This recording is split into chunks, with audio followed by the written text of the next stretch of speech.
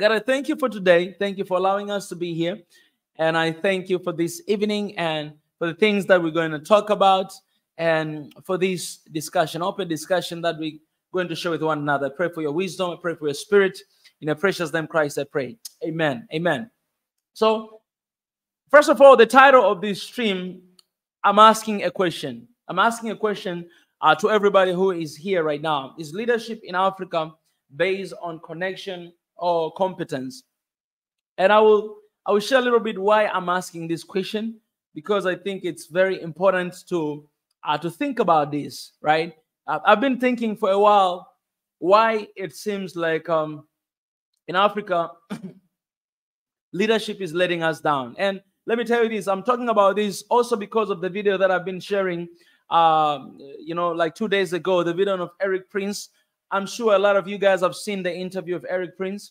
He was actually talking about all these poor countries, and specifically he mentioned he has spoken about Africa, and he talked about the poor leadership in the continent, and he is insisting that I think it's the time to recolonize Africa by them coming to the continent, because you're not really the leaders are not really doing their job, so it's better for them to come and to colonize Africa again, to recolonize Africa. It's quite extreme for someone who is considered to be civilized, coming from the civilized country, sharing something like that. Sorry. Yeah, so it's quite, it was quite surprising. So basically we made a video to respond to that and to share our opinion. But one of the things that we can all agree is that every single thing that Eric said did not lie. Forget about his suggestions, forget about his proposals, but everything that he said about Africa's leadership, he did not lie. He's spoken about corruption, it's true. Spoken about leaders, go outside and do shopping somewhere in the Paris and everything, it's true. Spoken about not really working for the people of their country, it's true. Nothing seemed to work in Africa, and he's spoken about loans, that it's a time to cut down loans, because all these loans and aid that is coming to Africa, they're not really benefiting people, but they only support the elites in the continent, and it is true. And today I was reading this book, and I found something that I want to add a little bit to that.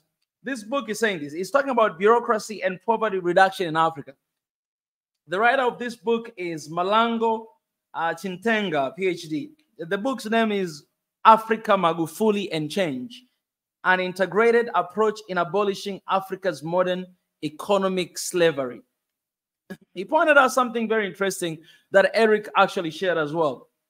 This is what he said. He said, government programs are structured that the incentives is never to solve the problem, but to see that is exacerbated and that more money becomes necessary to fight it.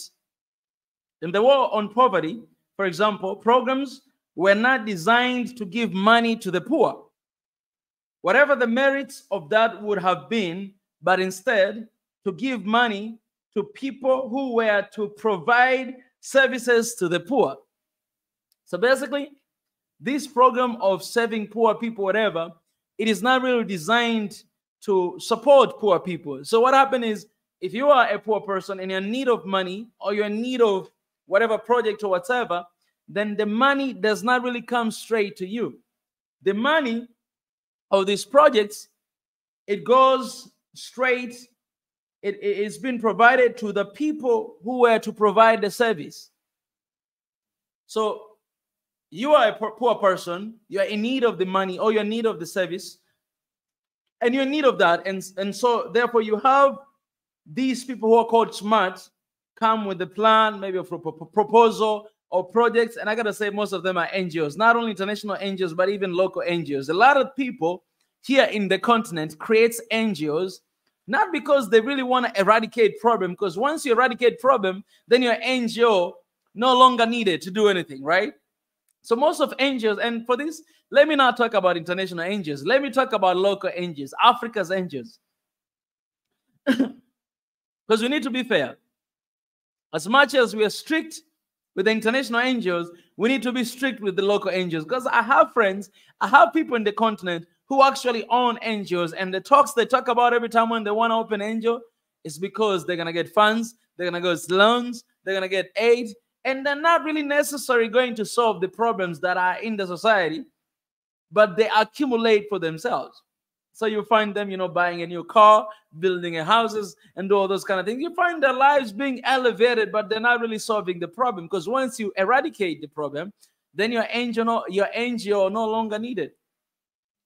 So you help poor people who are in need of the services and money, but these money are not given direct to them. Why? Because we don't trust them. Why? Because we don't want to solve the poverty problem. So what happened is this money have been given perhaps to the government, to the elites. This money have been given to the service providers. And you all know, man, bureaucracy in Africa is the real deal. So once the money is been given, whatever it's a loan or aid from whatever, World Bank, whatever, once it's been given to the country to support maybe poor people, to provide clean water or food or whatever, that money does not really go straight to those people. They go through these service provided, and as a result, poor people, they're not really getting the service they need. If they're going to get, then maybe they'll get 1%. Because the problem must still be there for them, for the NGOs, or for this service provider to continue to get money. So what you'll find out is this. A lot of NGOs here in the continent, local NGOs. I'm talking today, I want to talk about local NGOs. We have NGO as well. SNOA is an NGO, it's a foundation. So local NGOs, most of them you'll find the CEOs or the work of the NGOs, they're riding Land Cruisers, VX, they're riding those cars. Their offices in a very cozy places. They pay millions of money only for just a rent. They live in good houses. You find like the first thing and foremost is that they have to take care of themselves before solving the problem. But mind you, the money that comes is actually to solving the problem. And most of them, the money that is being spent on the ground is less than a single person's salary. So he said this money give to people who were to provide services to the poor. The beneficiaries largely are not the poor, but the ever-growing number of professionals who receive the money. So people who are benefit from this money or from this loan or from this aid are not really the poor. Okay, the bureaucracy system, why is there to protect the poor from getting richer. Because if the poor, they will move from their status to another status, then you don't have source of income anymore. How are you going to write a proposal? Are you going to write a proposal that you want to eradicate poverty while poverty is not there? So the reason why poverty is in Africa, because it's very strategic. There must be poverty for other people to make money. There must be poverty for NGOs to make money. There must be poverty for international and domestic organizations to make money. If poverty is not there, then there's no way that you're going to make money. There must be a chaos for you to make money. This is the world we're living in. It's a sad world. It's a sad truth. But it is the world we're living in. You must be asking yourself why there's a presence of so many organizations, private and public, international and domestic, but why we never seem to get rid of the diseases in Africa or poverty in Africa or whatever, because it's very strategic. If you get rid of poverty, no more money. If you get rid of poverty, these few people, few elites who are benefited from the loan or aids or whatever, they're not going to be able to access that money anymore because you solved the problem already. So the incentive is to spend as much as possible, not as little.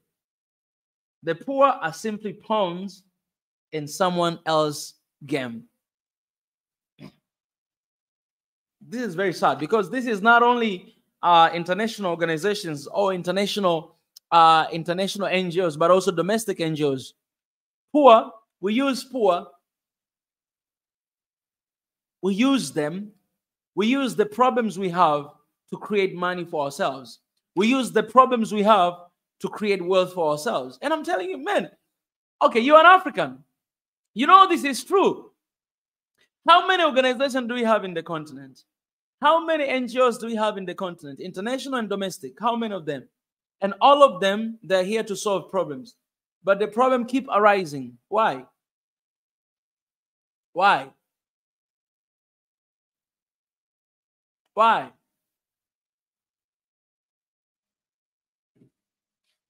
Because we only take advantage of the situation that African people have to benefit ourselves. And it's sad because we might be very critical with our West, with our East, but we as Africans, we do the same thing to each other. If today I come up with a plan, I come up with an NGO, and my issue is to eradicate, you know, to make sure that Africa has safety water and clean water. But I'm not really doing that 100%. I don't really want to do it. I don't really want to eradicate it because it is the source of income. We have witnessed a lot of people who started organizations or started NGOs and become millionaires. So I remember last year I said something that not every good thing is the right thing. And I say this, that my mission and my goal in life is to do what is right. And it's very difficult. It's not easy to do what is right, because doing what is right, it means sometimes you're going to need to go against the people you love just to do what is right. Do what is right is that you see evil happening and you're not shutting up. You need to speak about it. And if you speak about it, they're going to call you snitch. If you speak about it, they might separate themselves or distance themselves from you. But that is the right thing to do. It is the right thing. You might lose friends. You might be alone. But that is the right thing to do. So my goal in life is not to do good. Because most of the NGOs and international organizations, they do good in Africa. Doing good is like you receive like $1 million donation and you use 1% of that money to bring about change to the community, and 99% you put in your pocket. That is a good, you did good. You provided 1%, but is it the right thing to do? Because when you're writing those proposals and when you're writing everything, your proposal was like, we're going to use this amount of money to bring about change. And this is what we're going to do. But in the application, we don't really do it. And that's why in Africa, there's poverty, and poverty will never be eradicated. Because we are not really intending to eradicate poverty. No politicians, I'm calling them politicians. No politicians want to eradicate poverty in Africa. No international organizations, no domestic organization wants to eradicate poverty. There are very few. I'll tell you the truth, man. In the range of, no, in 100%, I think we might have only 1% of the company and domestic organization who really want to bring about change. So we need to raise up our standards. Because being a leader is not just about doing a good thing, but it's about doing the right thing. It doesn't matter whether people agree with it or not. It's about doing the right thing. And that should be our goal. Because doing the right thing is not an easy thing to do. Right now, in the world we're living in, doing the right thing, you're actually going against the matrix. You're actually going against the system. You're actually going against whatever, the system of this world, how it's going on, doing the right thing. Because every right thing, right now it's wrong. And every wrong thing is becoming right. So the standard of our lives, the standard of what we do as Africans to our countries, the standard of leadership in our country should never be about doing good. It should be doing right. Because good is not good enough. How many good leaders have we in Africa? How many good people do we have in Africa? We have a lot of them. They do good. But how many right people do we have in Africa? How many right leaders do we have in our governments? Do you think do you think you have a right leaders in your country? Right leader in your country? Right leader simply means someone who does right by God and by the people. Someone who is aspire to do right anytime, in a public place, in a private place. And yeah, it's true. It sounds like I'm talking about the perfect person. Yeah, nobody's perfect. I know that. But at least someone who is trying to do right by the people. Someone who is trying. And we as a people, we always know it. We know that, oh, this guy is trying to do right. Yes, he's not getting everything right, but he's trying to do right. We know them. Some of them, we had them. They're gone right now. And when you look at the leadership, that's not what we have. Okay, let me continue to read this. In Africa, it's extremely obvious that the poverty alleviation programs are mainly enriching those that are administering the programs. Unfortunately, those who instituted the war on poverty had a vested interest in losing it. If poverty was ever to come to an end, so would their jobs. That's what I was saying. The incentives in almost all such government programs are negative for. If they were positive, those carrying out the work would find themselves before too long unemployed. That is why, as was indicated earlier, the number of employees at the Department of Agriculture increases each year, while the number of farmers declines. We have thus come to the point where the real constituents of government's expensive social programs are bureaucratics themselves. So basically what he's saying is this, that oh my goodness, I don't know what's going on. If we are to eradicate poverty in Africa, a lot of people are going to be unemployed.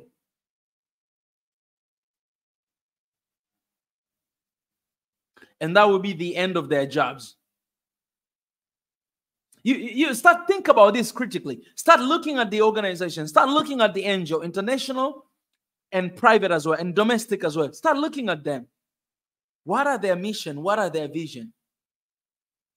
For instance, the reason why I started to call United Nations peace breakers, because we do not see peace while their mission is to bring about peace. We see peace being taken away from the continent. We don't see peace coming to the continent. So if your mission is to bring peace, why you're not bringing peace, you bring chaos. Because in order for you to exist, in order for your mission to continue existing, you need not to have peace.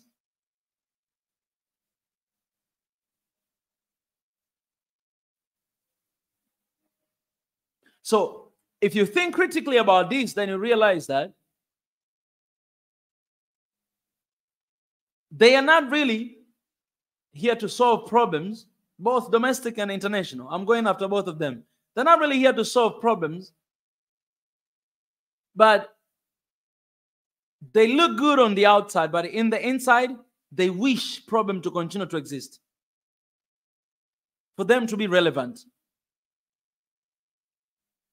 Okay, if you have an organization, let me ask you this, because we have an NGO. Our organization here, the vision is towards one Africa of solidarity in peace and love. The mission is to decolonize the mind through authentic knowledge, to defend and protect the image of Africa, to bring back all the heritage and the sons and daughters of Africa back to the continent, and to create a bridge for oneness and peaceful Africa. Those are our missions. So imagine if we achieve our vision towards one Africa of solidarity in peace and love. If we achieve that, our vision, because this is our vision, and how are we going to get to our vision is through mission. And those missions I mentioned. Vision is a long-term vision, but how are we going to get there? Through our mission. To defend and protect the image of Africa. Bring back the heritage and the sons and daughters of Africa back to the continent. Decolonize the mind through authentic knowledge, and to create the bridge for oneness and peaceful Africa. These are the ways. This is how we achieve towards the one Africa of solidarity and peace and love. That's how vision and mission works. So if we achieve our vision, that means our organization is not relevant anymore. If we achieve a unit of Africa, if we do the missions that we already have and we achieve the vision, then we no longer have purpose. We no longer have purpose. We're no longer relevant. Maybe we need to twist our vision again and our mission again to be relevant. Think about it. If you created your organization, you want to eradicate the shortage of water in Africa, and you have water everywhere, clean water everywhere in all villages. Basically, it means your organization is no longer relevant because you have finished, you have accomplished your mission, your task. But you know what we do when we create these NGOs? We don't really want to solve problems. Therefore, we'll be here for the next coming 60 years, not solving any problem, not bringing any change for us to be relevant. Because money is good and power is good. Once you start receiving money, oh my God, you're going to create problems, even more problems for you to continue to be relevant, just to get more money for yourself. And that is one of the reasons why I'm so against the AU Vision 2063, because they want to continue to be relevant for 40 years from now. But those vision, it can be done today. And we can continue to strengthen that for the next generation. So let's just be honest with ourselves. Maybe you're watching this and you have your own NGO. Are you really want to eradicate those issues, those problems?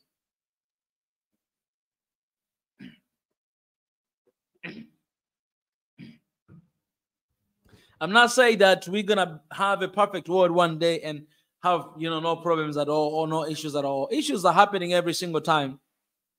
But I think the heart behind what we do, the heart behind the organization we create, the heart behind is not right. You might have a good heart, but not right. The heart we have behind these organizations we create and the NGOs, whatever, domestic, is not right. We're not really looking after bringing about change and make a better today, a little bit better than yesterday. We don't look forward to do that. We want to continue to be relevant. We want to continue to receive donations, and therefore we create more problems. So let me tell you this. The presence of NGOs in the continent is the presence of many issues and many problems and many crises. I don't care whether it is international or domestic. Because I'm telling you, man, we're not an NGOs. And I know, I say it, I know my friends, I know people who have NGOs, and I know their goals, and I know their intentions is to get funds. Some of them, once they get funds, they buy everything you can mention, and they don't do nothing about the issues that they stated in the proposals. And that's why the poor people continue to be poorer and rich people continue to be richer. Those with ideas, those service providers, sadly, even the governments. That's why loan and aid never really benefit Africa. It only benefits elites because it goes to their pocket, it goes right to their hands, and they decide what to do with it. They can either give you half, give you 1%, or give you nothing at all. And it's a sad thing in Africa. So my question is, and I'm gonna read your comments right now. Is leadership in Africa based on connection or competence? And let me elaborate this a little bit before I go ahead and answer your question. So I've always asked myself this question and never get an answer. So we have, democracy, right? Democracy, the system that it was not ours from the very beginning. And this democracy brings a lot of issues in Africa. And this is the issue. I wrote this today on Twitter. Okay, let me just read for you guys here, and then I'll hear your opinion. All right, let me read this, and then it's the same thing. The reason why I did this live stream is because of this tweet I wrote. I tweeted this today, and I want to share here with you guys a little bit.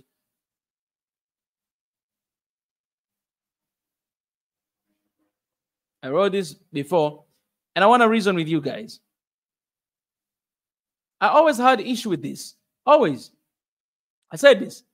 Why leadership crisis? This is because of the I wanted everything to fit in one tweet. So it might not make sense, but you guys, at least you might understand. Okay. Why leadership crisis? So most of our leaders are political-based appointments and not competence-based recruitment. They are appointed based on political connections. As a result, rise to mediocre leadership in Africa. Most of them don't have the right skills and capacity to lead. So let me elaborate this a little bit. The leadership, why? So I was reasoning and thinking, why do we have a crisis in leadership in Africa? Perhaps not only Africa, in the world. Why it's a crisis? Why leadership is the thing that it seems like we have people who are not capable of leading us. We have people without skills. We have people without capacity. You kind of feel like, how do we see that? The decision that they make all the time. Then you realize that most of our leaders are political-based appointments.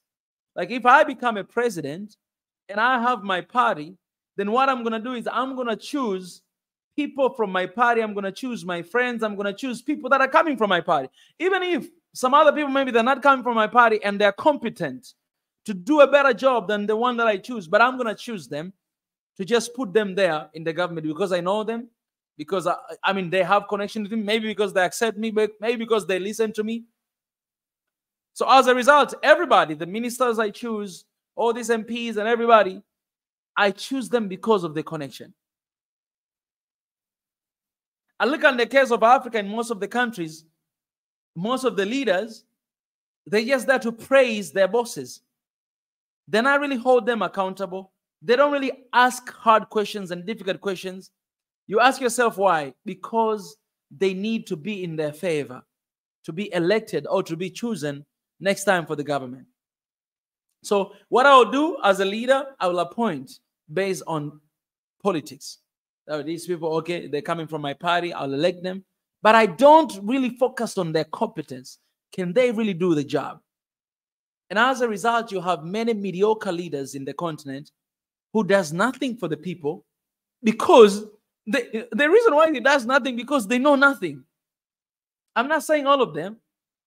The reason we might be, okay, I gotta take it easy. I don't need to be so hard on leaders, on politicians, because some of them, they have no knowledge about what they're working for.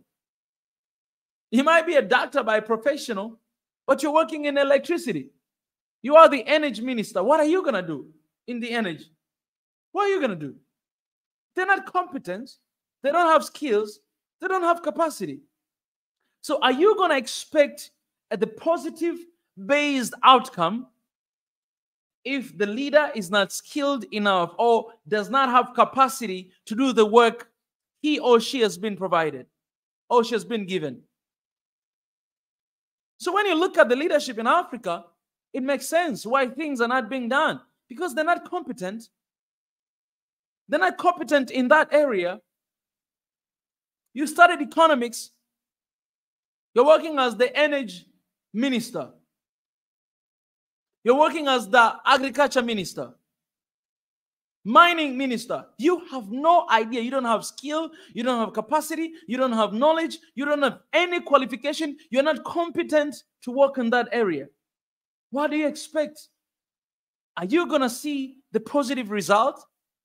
We're not going to see that. As a result, Africa is always somewhere in the mediocre. That's why you have people like Eric Prince say that, you know what, we must recolonize this continent again, because they don't know how to lead them, because we don't have competence. We are electing one another based on our historical background. Some of them, they even put their kids in the government. Okay, if he is competent, I don't have an issue with that. Let me be very clear. If you pick your kid or you pick whatever, your cousin, whatever, but if they are competent, I don't have any issue. Even if you point them to be prime minister, I don't have issue. I don't have any issue.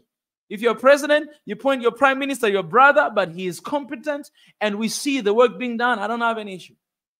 Because to be honest, as a leader, You cannot risk to just put people you don't know. You cannot risk just put anybody. No. This is what it happens, that you put people you know, but plus they don't have competence. You would rather put somebody you don't know who is competent to do their job, because the job of leadership, the job of leading country or leading whatever different sectors in the country, it's not about knowing, it's not about relationship. No, it's a professional work relationship. You hire somebody because it's able to do the work. If they're not doing work, you fire them. Why are we so scared to hire people who are competent? Why are we so scared to hire people that are competent for that specific job? Why? Because you can fire them anytime if they don't get the job done. But are you going to fire your friend once you know that they're stealing money? Are you going to fire them? It's almost impossible to do that. Are you going to fire your brother who you hired to be the minister of something? He's your family, he's your blood.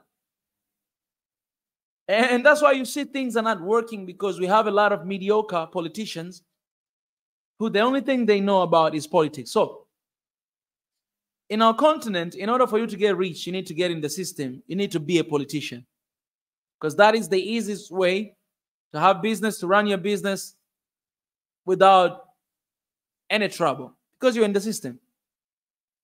So most of politicians we have in the continent, they're not there because they want to serve people. They're there because they want to serve themselves.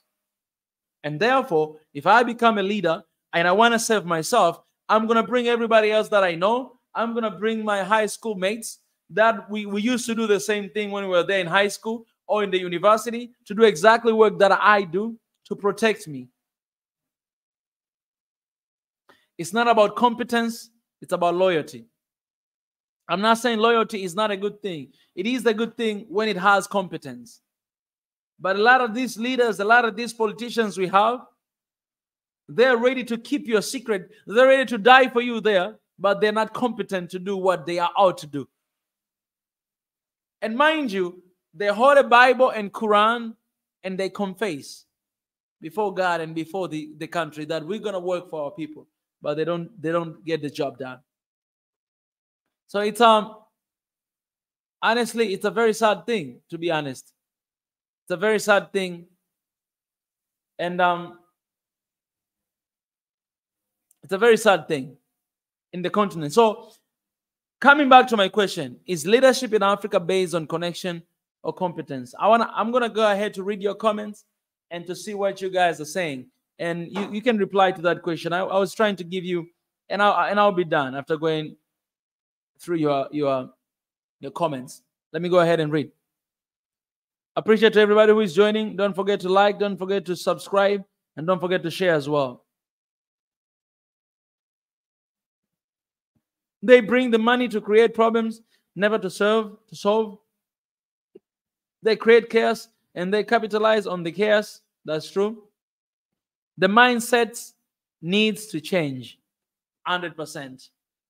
Reggie is telling us that the mindset needs to change. Poverty in Africa is not going to be solved by bringing more money to Africa.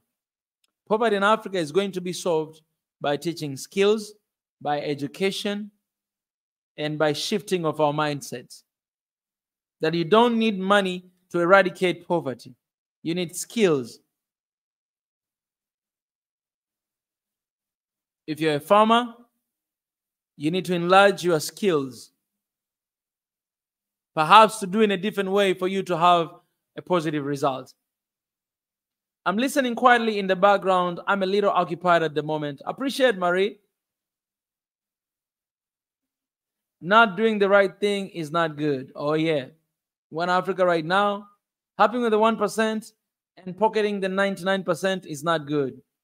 That's the story of Africa. Bro, Adwa project. I heard about it. I heard that the museum have been actually opened yesterday. I never got information about it. I remember I went there I was invited last year. I went there to film the project before it was opened, but it is opened now and I didn't know about it at all. And actually, I reached out to people that we talked about last year, and they invited me there to do the project. Like, what's up, guys? The rate of poverty is outrageous in Africa because the leaders are not creating any jobs for the people unless you went to tertiary, never mind to get employed in the government sectors. And that's another thing, you know. Let me read this for you guys. You're gonna love it, Abu Bakari, with that link that you said. So it's like evidence on the ground is that most of the leadership personnel appointed to run parastatals. Do you guys know parastatals? Parastatals are all these sectors, all these organizations that are being run by the government. It could be 100% or it could be like half. It doesn't matter. So do not have the right skills and capacity to run them. Most parastatals have therefore struggled to move forward in the absence of competent leadership. In Africa, most parastatals have failed to groom and coach leaders from within because of the leader appointment process that generally follows political cycle. So let me read that again. Most parastatals have failed to groom and coach leaders from within. So basically, I was saying this leadership mentorship. It's not really happening from these parastatals or in the government or in our countries because most of leaders that we do have, they are appointed, they are politically based connection, but not really competence based. So they don't really have skills and the capacity to lead. And therefore, how are you going to teach other people to be leaders? How are you going to be the role model for the next generation if you don't have the skills of leadership? Because this is a skill that you need to learn. This has given rise of mediocre leadership within the state institution, hence the uncompetitive position that most of them find themselves in. Politically appointed executives have shown trails of mediocrity because their stay is on the basis of political connection rather than competence. That's what I was saying. Many a time, such executives have shown arrogance in their behavior and decision-making, exhibiting lack of discipline. Worse still, some of such political appointees have been promoted and went on to become government ministers. This was said by Muzapu. It is extremely important to move away from political-based appointments to competence-based recruitment. So I'm going to continue to read your questions. Your thoughts, guys. But we can all agree. I'm telling you, man, today it has been such an eye-opening because I've been asking myself this question all the time. Why leadership? We can all agree. One thing that is letting Africa down is leadership. Sometimes you look at the leaders and you're like, man, what are they doing? But this is it's an eye-opening. That is politically based appointments and not really competence-based appointments.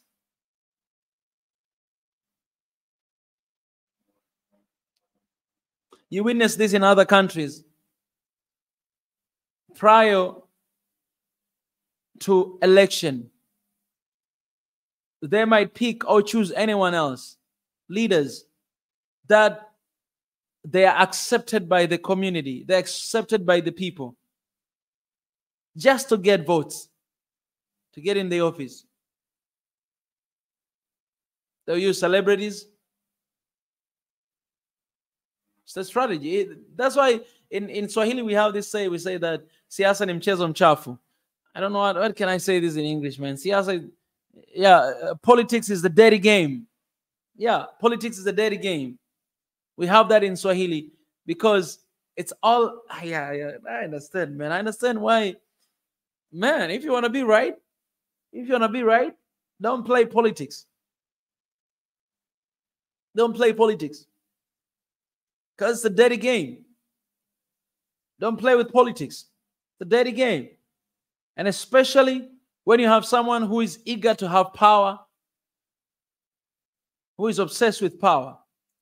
You would do anything to get votes, including even choosing somebody that you don't know, somebody you do not trust, just because of their names to get popularity.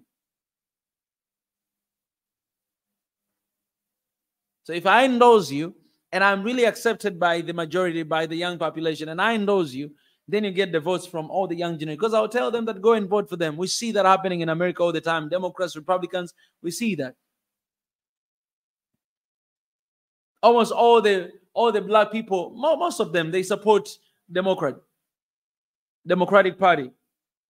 And we see how influential they are. If you have somebody who is really famous standing and endorse one person, you have like Oprah Winfrey, or you have this guy Tyler Perry endorsing, Biden. Everybody's going to choose. Those people who are following these guys are going to vote for him, whether he's competent or not.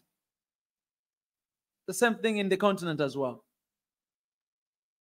So I think we as youth, we need to change this mindset. And I think we as youth, we need to change this approach. If you want to see, let me tell you this. Do you know why Burkina Faso is going really well? Mali and Niger, the countries that have been taken by the military. Do you know why? Because these guys, they're not politically based. They're not even chosen. They took over. They're angry. They just took over the government. And now we know that they're competent. Because every good tree you shall discover.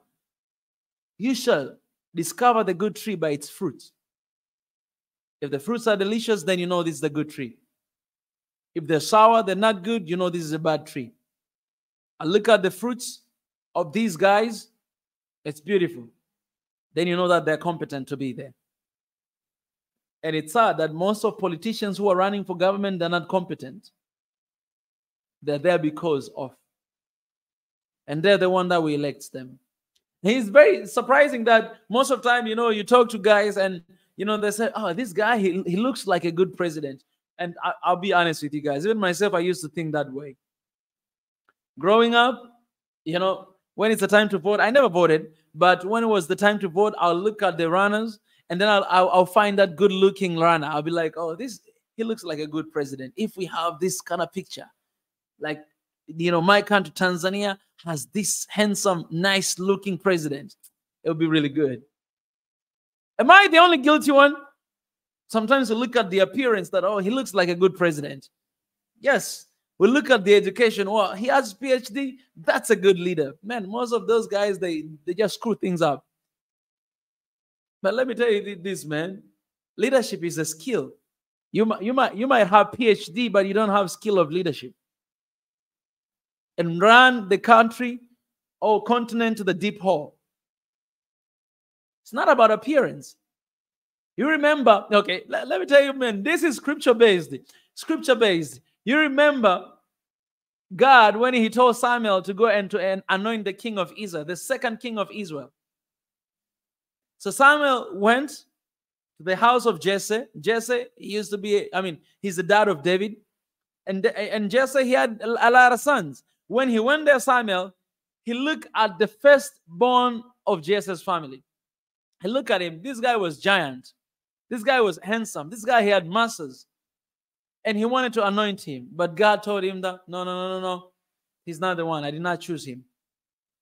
He looked at the second son. He was looking at the appearance. And then God told Samuel this. He said, Samuel, God does not look as the man sees. Okay, let me see this. I need to read exactly how it is.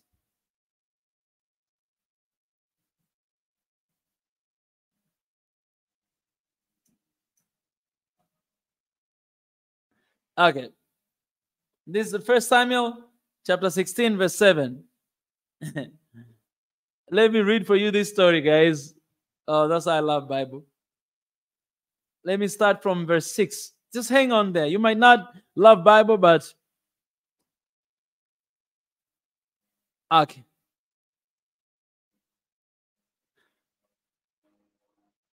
Okay, 1 Samuel 16. 1 Samuel 16:6. All right. Okay. From verse 6, he said this. When they arrived, Samuel saw Eliab and thought, surely the Lord's anointed stands here before the Lord. So he saw Eliab, and they say, surely the Lord's anointed stands here before the Lord. And look at him. He just looked at him like me, I used to see. He looked at him and said, like, man, he looks like a king. Yeah. This is the one, surely the Lord's anointed one. And this is the man of God. This is the prophet. This is the king.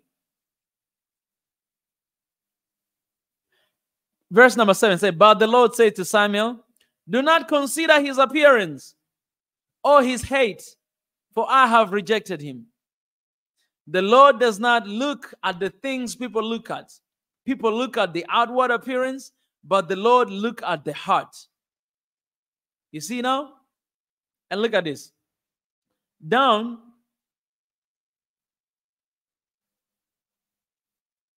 Verse 8. Then Jesse called Abinadab and had him pass in front of Samuel. But Samuel said, the Lord has not chosen this one either.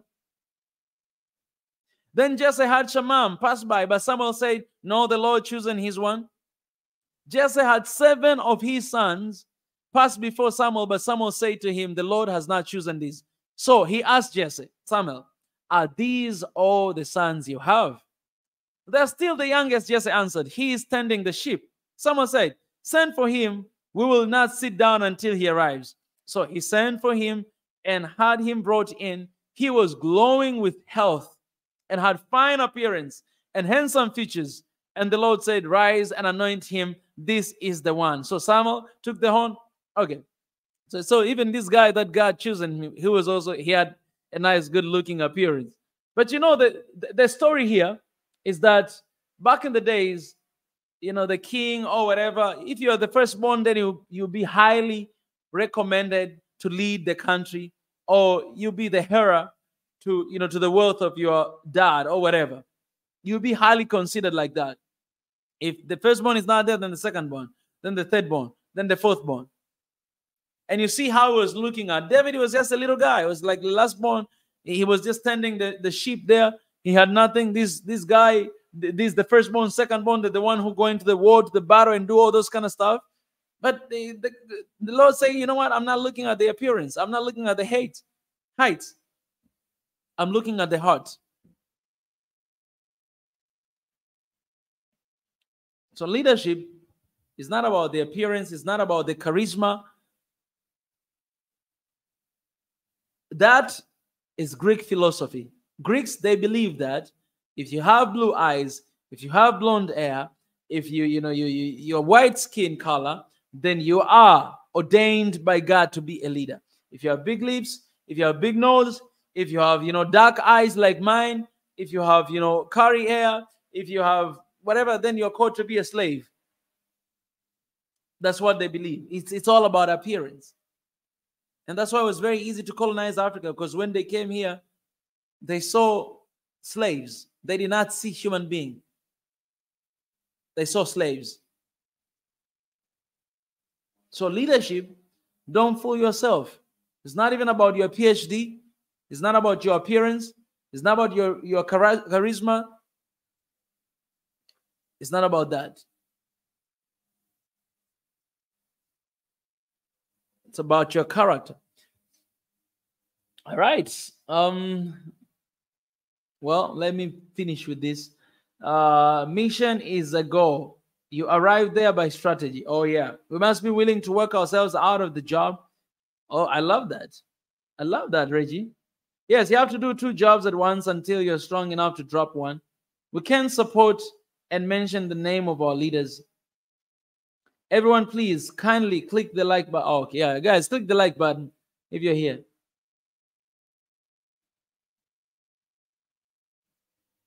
NGO needs to be accountable to the government. They need to show how they are solving the problems and that they are getting results. Exactly. If you are any NGO leader, if you have an idea of NGO, make sure that you actually solve issues. Actually, a lot of people who have genuine ideas, they don't have money to bring about change with their NGOs. Democracy is working for Africa, brother. We need a leader. I agree with you, 1000%. Leadership in the most sectors of African leadership is not based on merits or competences and qualifications, rather mostly depends on the various ways of connection, reason for most problems. Exactly. Khadil Hassan, that's exactly what I was saying. 100%. You know, this comment deserves to be here. I'll put it here. It's really ironic. Nepotism, favoritism, lobbying must be stopped. Trust and probit can work wonders. Gratitude and reciprocation, sympathy and empathy. Connection also breeds corruption. How to fight nepotism. I love that, man. You gotta be like, gotta be the follower of Professor Lumumba, because the way you wrote this thing, you wrote like the way he speaks. Not only the lower government official of the leaders of various sectors of most African nation leadership, but also the top position, the presidents or the prime minister is in connection outside. Absolutely. I agree with you. Becoming a politician is seen as a good career and not idealistic driven. Oh, that's good. That's good.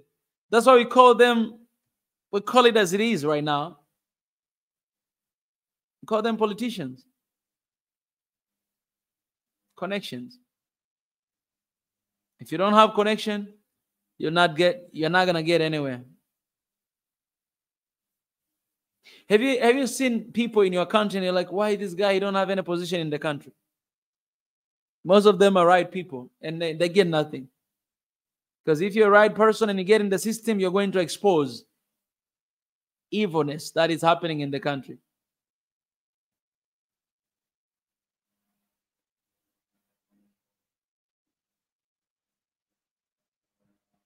Yeah. What matters in most African leadership style to stay in power and to be appointed, you need to be trustworthy and truthful only to your upper bosses, either the lowers or the peak of leadership. Exactly. That's what I was saying. That if I'm the president and I pick some leaders, then those leaders, they're not loyal to the country, but they're loyal to me. That should never be the case. The first thing should be for the interests of the country. I should be loyal for the country and not to a person. I can be loyal to you if you're loyal to the country. That should only be the condition. I can only be loyal to you if you're loyal to the country. But most of leaders we have, they're loyal to their appointer. They're not loyal to the country. They don't answer to the people, but they answer to their leaders, to the one who chose them. And that is wrong. Mika, can I join you live? Oh, yeah, definitely. You can join my live. You can join my live. Okay. I see you're here. All right. Let me hear what you're going to say. DC.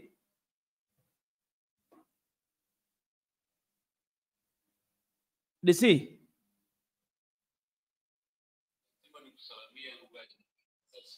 Hey, how are you, man? Mambo vipi? All right. Yes, brother. Come on, continue. Okay, I'm going to group self-development, my brother, and we see, I used to work, I'm not gonna say exactly where, but I used to work at NGO. I came to your live a couple of times. I used to work. I've seen all the dirty side of when it comes to non-governmental organization and parastatals. So whatever you said, it's 110% the truth. I will concur with you, okay? You don't know me. I worked in agencies whereby it's only there for the benefit of a specific behind the curtain, individuals and entities. So if I'm appointed, let's say I will start an NGO right now, okay? Every country, they have something, but in common, the NGO is based on the statute of United States. After the First World War, most people, if you remember, when Ottoman Empire failed, Germany and Mussolini of Italy, okay? They started a governmental organization under the United Nations, with United States being the corporate of giving money as a creditor to give to rebuild Europe. Then you know what happened from there to World War II. Let's jump all the way to World War II. Africa was in most of them under colony. So when NGOs came to aspire and become so powerful, they found out a way they can manipulate, especially in the continent of Africa. Okay, I was working on 9 governmental parastatus in your neighboring country. I'm from Kenya. Yeah. And this was to help refugees from South Sudan, specifically, I don't know if you heard the term lost boys or lost girls. I will call it the lost youths of South Sudan. Yeah. At that time, it was Sudan, North and South having problems. So we were there to help and facilitate these individuals. And, as a young guy, you're energized if you get hired, right? And you have to go do extra work. And I will go as far to do this work to make sure, okay, I get my own sustenance, okay? But I find out the dirty behind it. They'll give us the income, the ratio that we have to project, what will it be?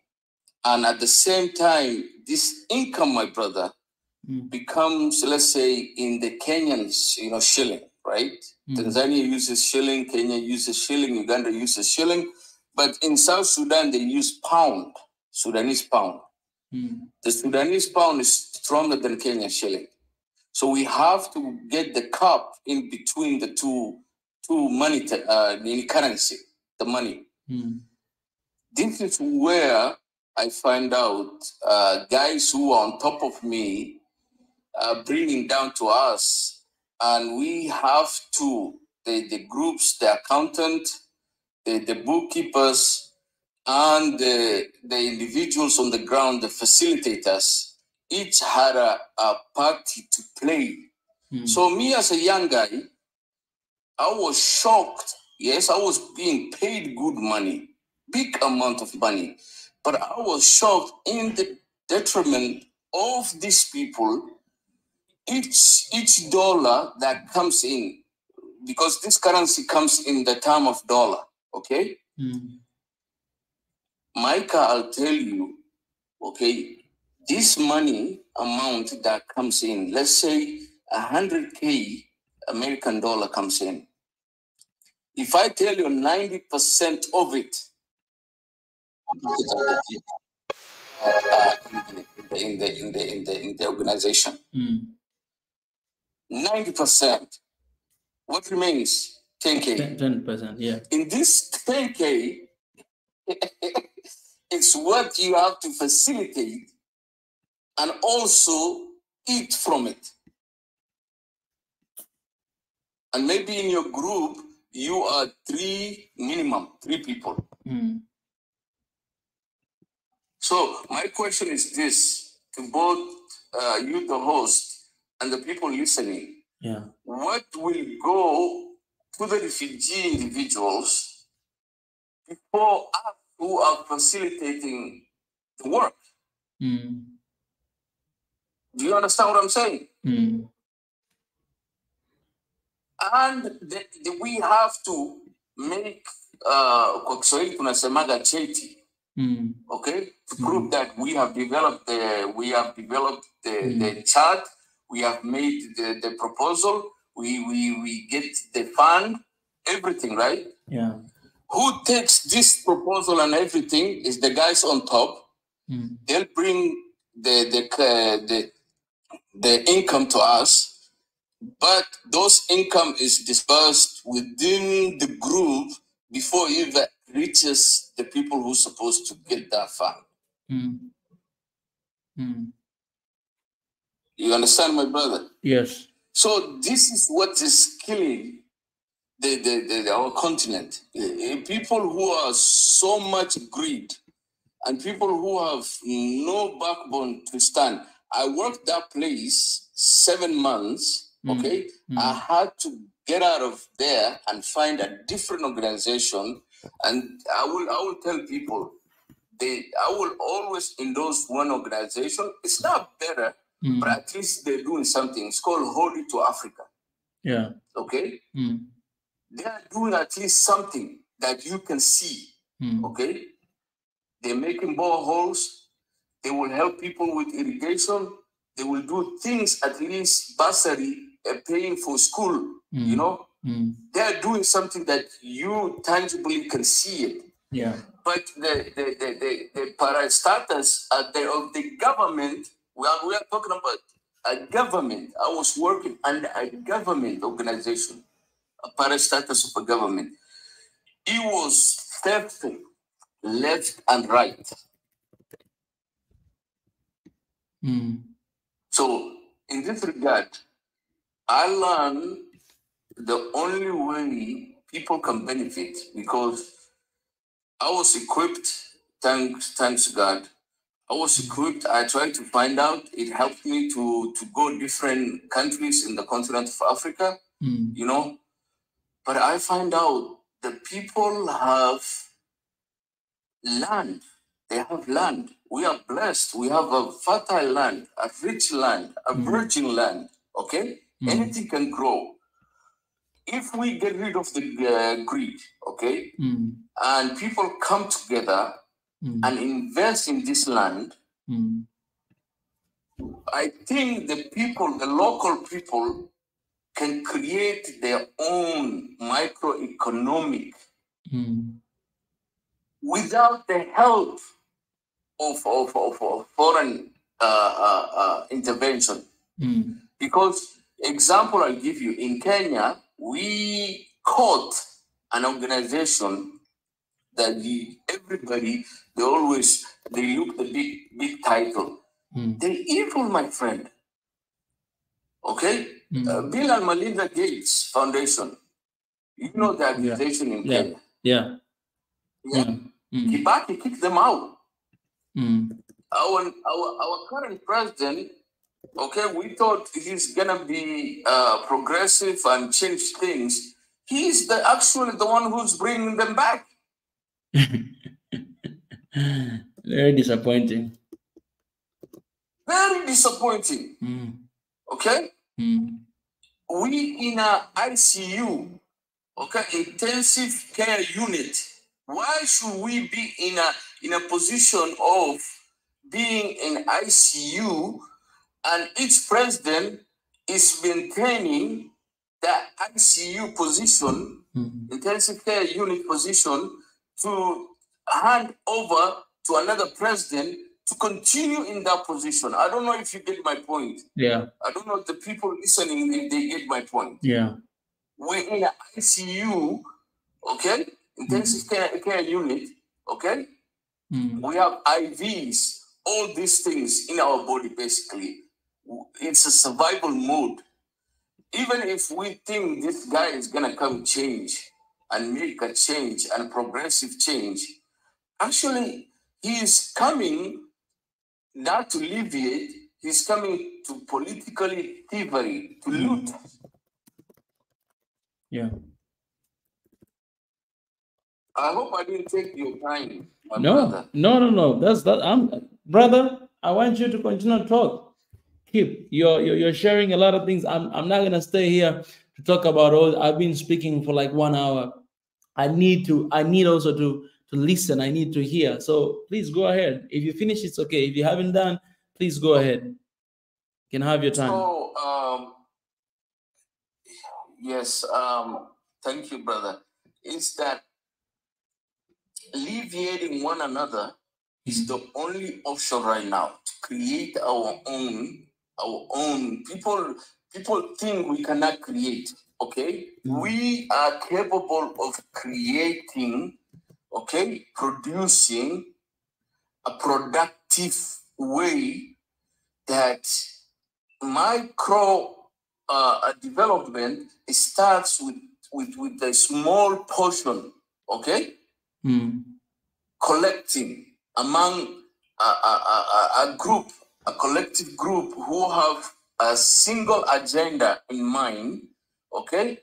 To get into progression, at the same time help the other groups that they can come. In the continent of Africa, I'll tell you countries that I went to. Yeah. In Kenya, we have something called SACCOs. In Tanzania, I believe you're from Tanzania, my brother. We have the same thing, SACCOs. It's here too. Yes, I went to Tanzania. I have relatives in Tanzania, in Dodoma. I went at the border, Duma. I have my uncle in Duma at the border of Tanzania and Mozambique. I visit once in a while. So I know exactly you guys have a similar as Kenya.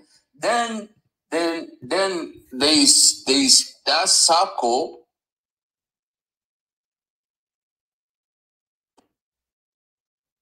Sorry, I received a call. There's the circle mentality across. I went all the way to Western African nations, and I find out they have similar. It's just that an entity is making money. In the beginning, they make in good intention, a good heart intention. But once the thing becomes bigger, okay, it dwindles, which is supposed to be the opposite way. Here is whereby you need people who are competent and continue to even bring in people who are economically sound judgment, and they know how to invest when things become bigger. Okay? If you and a group of your friends just start and things become bigger, okay, and you are not capable to continue because you are not the smartest person in the room. Okay, it's better to listen than to put words. It's always you listen, you try to understand. There's always someone that you are not expecting will give you an idea, okay, or solution. If you have just be quiet and listen, because you don't know who's the smartest in the room. Yeah. So you have to go find out individuals who are competent, and at the same time, they know they have that aggression of the mind, spirit, okay? That is for their developing, not only themselves, they have heart and mind, judgment, sound and judgment at the same time for the local people where they are. I'll give you a case in point. The gentleman that we lost in I don't know people if they're going to be mad with me. There is a guy, Herbert Wigbe. I believe I'm not butchering his last name. The Nigerian billionaire. Oh yeah. Okay. Yeah, I saw it. You heard about it, right? Yeah. The crash, the crash.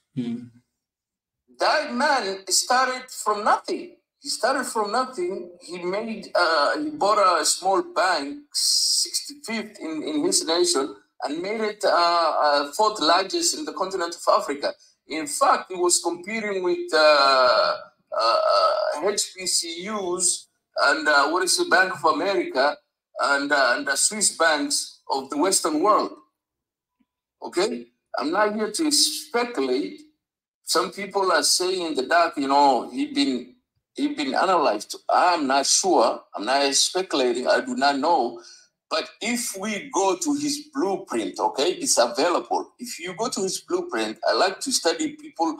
How did they connect the dots? Okay, and he put it. It's available. All we can access. How he moved, how he invested, how he came with his group, the lady who he found, you know, smart people. Always, this is the reason you surround yourself people who know what they are doing, even if they don't have the income capacity. They are there, they are motivated, they are going to do something for their life, and not only for themselves, for the mankind. Yeah.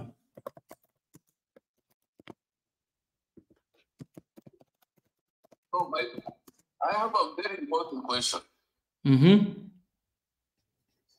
What it takes, okay, a group of individuals to come together, create, because people have the fear in them that maybe someone is going to dupe you, or someone is going to, you know, take the little thing you have. So my question is this: whatever place you are in the continent of Africa or anywhere in the world, greater world, wherever you are in this planet, there is something called the law. If you know how to use the law and you are going to protect yourself, you have to document everything. Okay? You just don't go invest in something you do not know. You have to have a documentation. My question is, why a group of people cannot come together and mandate, and at the same time create opportunity among themselves, the little things that they have? I'm an investor, my brother. I left the world of working for a man. I work for myself. Okay? I'm an investor locally. Okay?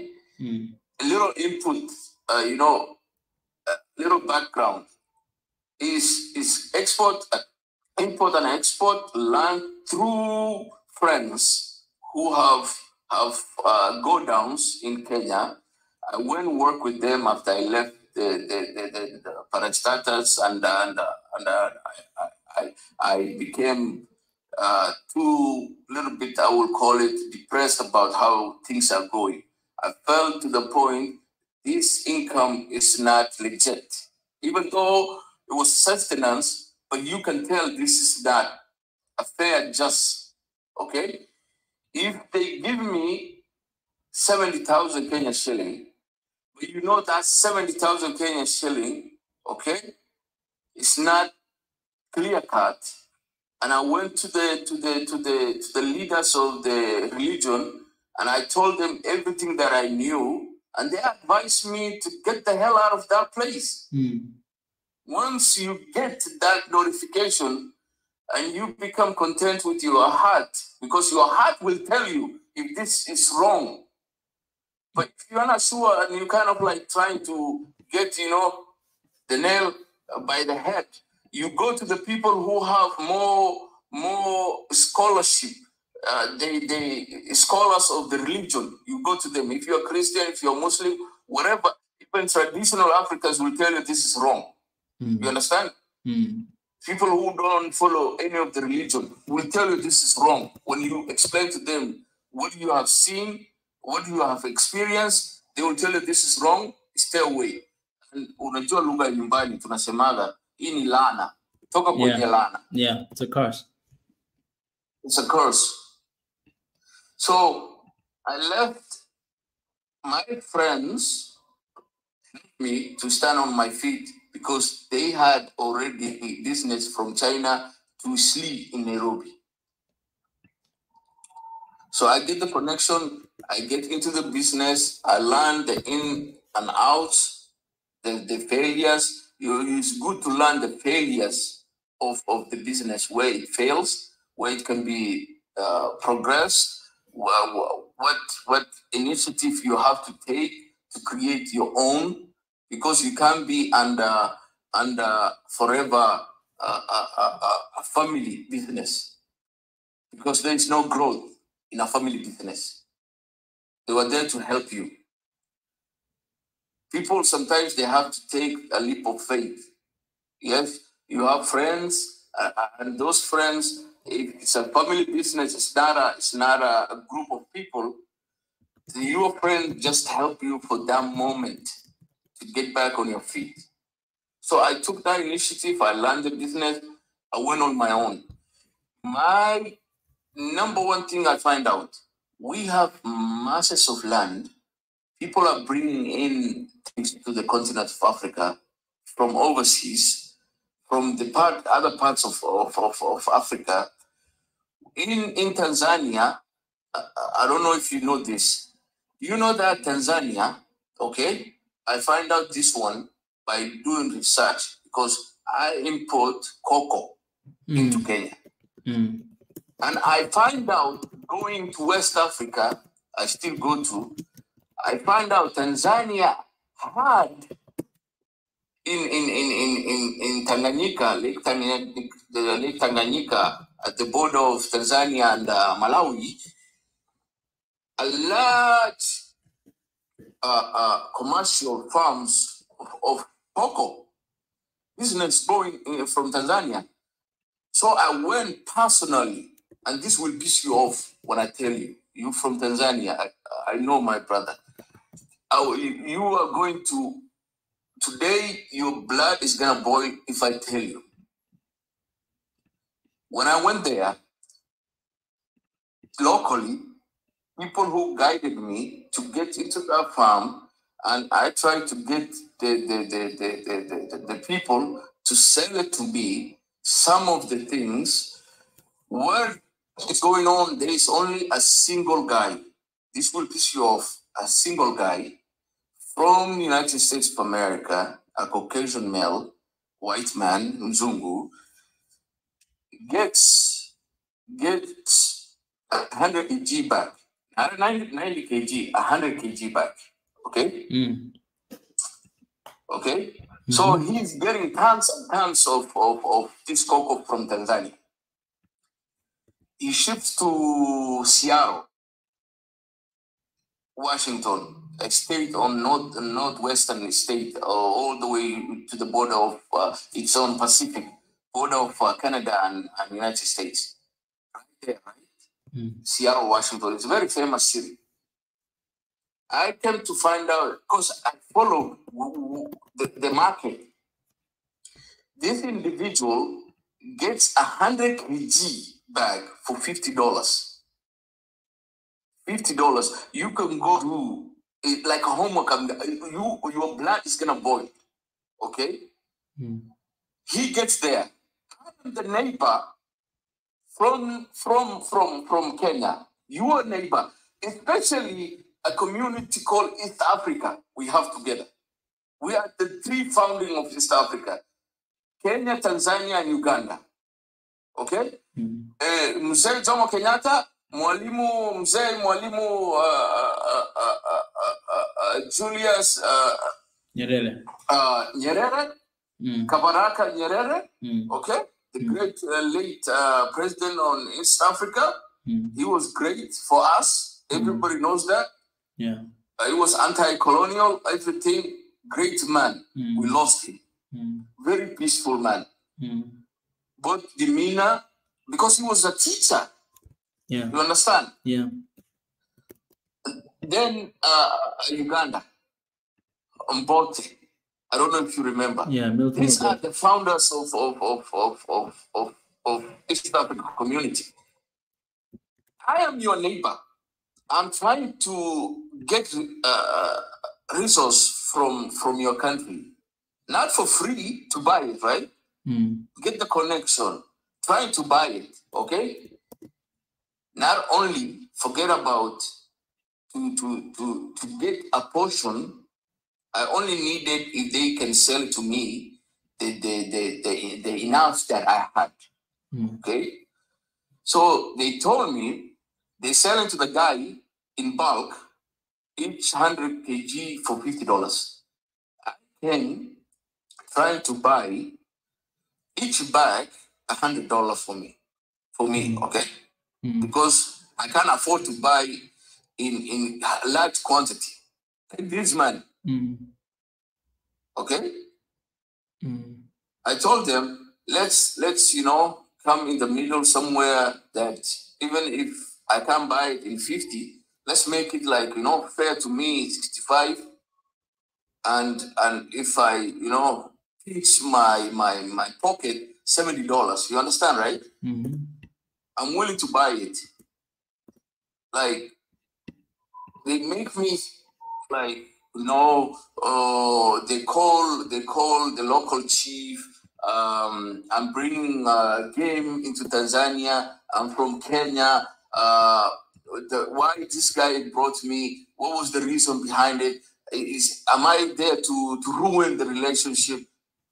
Things that not supposed to be even raised. I'm here to buy a product.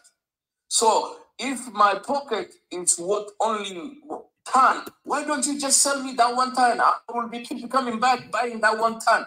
You understand what I'm saying? That's all I can afford. Plus transportation, because I have to calculate from the place I'm buying, okay, all the way to ship it to Nairobi. I have to calculate also logistics. Also, I have to pay a cross-border fee importing to Kenya. There's a tariff. I'm calculating all these things. I received more hardship with my fellow East African than when I went to a far land 4,000 miles away from me in Ghana and Cote d'Ivoire. I'm being 100% honest with you. Yeah. That's the difficulty that we have in the so progression is based on the local mentality has to change. Yeah. Yeah. My brother. So yes. Yes, DC. You want to round up? Yeah, I would round out this one. Find things that you can benefit the local people. Yeah. Using the land. Yeah. Come with a group of people. There's crops you can plant in rotations. You can take the sample of the soil. It's not that expensive. Okay, it's like your local county government or constituency. They do have people who are agriculturists. Okay, work with the Department of Agriculture. You can find the soil samples. You can engage with the landowners. Instead of even leasing, there's a program that Kenya does very well. It's called a sharing of the profit. So the landowner and you coming investing there, tilting the land, cultivating the land, growing the seedlings until it produces, doing the irrigation. There's things we can do personally among ourselves. Yeah. That would be my landing note, my friend. Yeah. That you can come with percentage and you work together. Yes. Yes. Yes. I hope I didn't take your time. DC, you took my time, but it's okay. You shared a lot of good stuff that I think everybody is very important to hear. So I appreciate you for coming in and sharing your heart, man. We must talk about these things. This is one of the ways that we can actually, bring about change. We need to put it in the light and to figure out what are we going to do next. So Appreciate for raising your voice and for coming in here today. Yeah, you're welcome, my brother Michael. Yeah. Swahili Nation, I used to follow you. Yeah. I was one of the people. People say the term in English, a disciple who used to come in and watch your videos. Yeah. So I will say, I will salute. Thank you. Continue. And thank you for bringing me up. Yeah. And may the Lord, give you as much as things comes clear and clarity for you. Amen to that. Amen to that. And thank you so much, brother. DC, appreciate, man. Yes. Thank you so much. You're welcome, brother. All right, brother. Have a great. You too, sir. You too.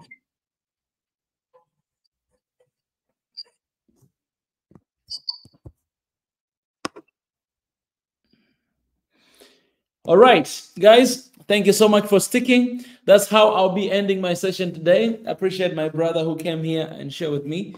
I've spoken a lot of things, 1 hour and 30 minutes. Go back, listen. If you came here late, go and check it out. People on TikTok, if you came late, I saw somebody asking about the topic we were talking about is leadership in Africa based on connection or competence. So go on YouTube, you'll see the live stream I've done. You'll be able to catch up with it, and you can like, you can share, and you can share your opinion as well. Let me just pray, and then I'll be getting out of here. God, I thank you for today. Thank you because you are raising generation of people who are angry, and they want to see change in Africa. And I just pray that as we keep talking about leadership crisis, we don't just want to feel negative about it, but we want to be awakened. We want to awaken our people, awaken our mind, so that we may know that if we have an issue right now, we need to deal with it right now for the next generation. Thank you for raising leaders in this generation. And thank you for being with us. In your precious name I pray. Amen. Amen, amen, amen. Guys, thank you. I'll let you go. Shout out to TikTokers. I'm going to leave you guys first. I'll see you next time. And family here on YouTube, X, and Instagram, I appreciate you guys for being here as well. I'm going to go right now. If you'd like to catch up with what was happening, please go back and check it out. But all in all, I love you guys, and I'll see you next time, all right? Bye-bye. See you guys tomorrow for the live stream about South Africa election panel. The link, it's already on our YouTube, actually. If you go, it's here, upcoming live streams. You'll be able to see it. Let me share the link with you guys. It's go like, turn on the notification button so that you don't miss. I'll be having like 4 different guests. And so let me share the link right here. Click that link and come and join us tomorrow. It's going to be really nice conversation. I would love to see you. We're going to have everybody there. And yeah. All right. All right, guys. So I'll let you go, guys, for now, okay? Appreciate. Bye-bye. See you. Like, subscribe, share, and help us out. Help our videos that we share as well.